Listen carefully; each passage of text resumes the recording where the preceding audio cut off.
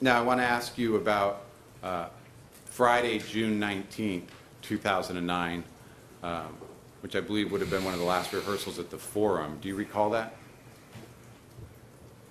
Yes. And on that day, Friday, June 19th, was it the Forum or was it Staples Center, or do you recall?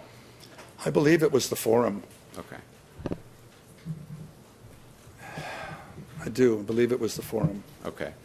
And did you make observations of Michael on that day of June 19th, 2009 that caused you concern? Yes. And can you describe what you personally observed on that day, June 19th, 2009?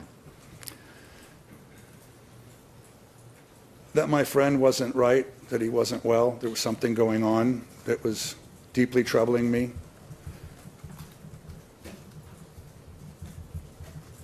And of course, by my friend, you mean Michael? Yes. Michael Jackson? Yes.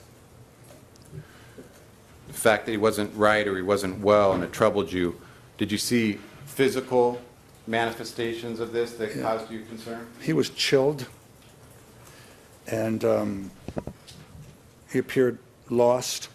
What do you mean by that? Just sort of lost and a little incoherent. And although we were conversing, and I did ask him questions, and he did answer me, I did feel, though, that he was, not well at all. Did you think he was well enough to rehearse? No. He told you words to the effect of, don't act like a doctor or amateur psychologist. Yes. Direct the show and leave Michael's health to me. Yes. How did you respond to that? He also assured me, if I may, that Michael's...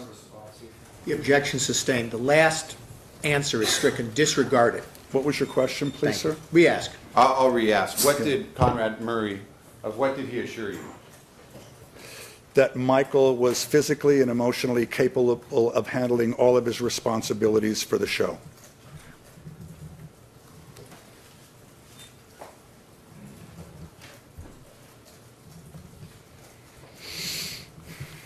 And how did you respond?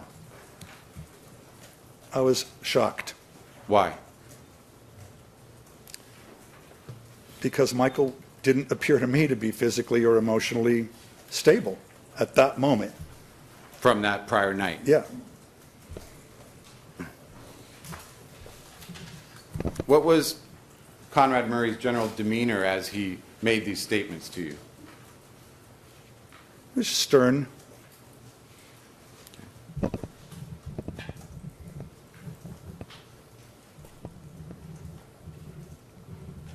Were you defending yourself? Were you responding in kind, or? Yes. Okay.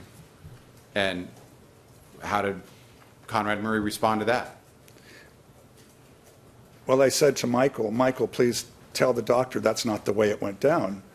I didn't ask you not to perform, and I didn't send you home, that this was something that we agreed on together. And Michael said, yes, that's what happened. Yes, agreeing with you? Yes. Okay. In Dr. Murray's presence? Yes. Okay. And what happened after that, if you recall?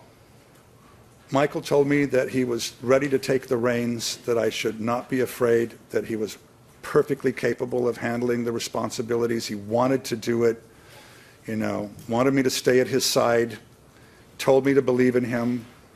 And I told him I loved him.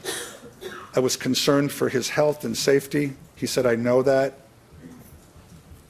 I said, that's the only reason why, I brought these things up, because I care about you and I don't want any ill harm to fall upon you. And he said, I'm fine, Kenny, I promise you. And he gave me a hug. And how did the evening come to a close on Wednesday, June 24th, 2009? Where you said your goodbyes, or how did it come to a close between you and Michael? Michael, as I said, was very happy. He asked me to thank everybody, to tell them that he loved them, the dancers, the singers, the band, the crew. I told him that I would have everything prepared for him the next day by the time he arrived at rehearsal, so he could step right into the illusion rehearsal. And I told him that I loved him, and he told me that he loved me more, and I gave him a big hug, and he left the building.